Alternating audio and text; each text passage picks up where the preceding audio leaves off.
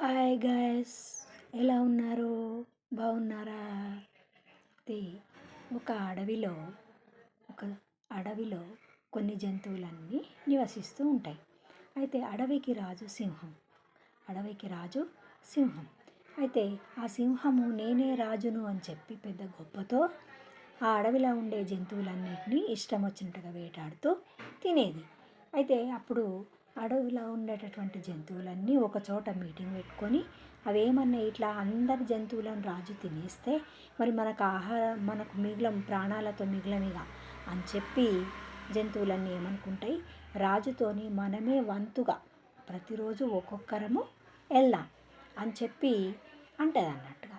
అని చెప్పి అనుకుంటే అప్పుడు రాజు దగ్గరికి పోయి చెప్తారన్నట్టుగా, మేమే ప్రతిరోజు ఒక్కొక్కరం వస్తాం, నువ్వు ఇట్లా రోజు ఇష్టం వచ్చినట్టుగా తినకు అని చెప్పి అంటది అన్నట్టు.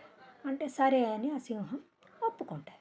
ఒప్పుకుంటే ప్రతిరోజు ఇట్లా ఒక్కొక్క రోజు ఏనుగు, ఒక్కొక్క రోజు పులి, ఒకరోజు నక్క, ఒకరోజు జింక, ఇట్లా ప్రతిరోజు ఒక్కొక్క జంతువు సింహానికి ఆహారంగా వెళ్తుంది. అయితే ఒకరోజు కుందేలు వంతు వస్తుంది.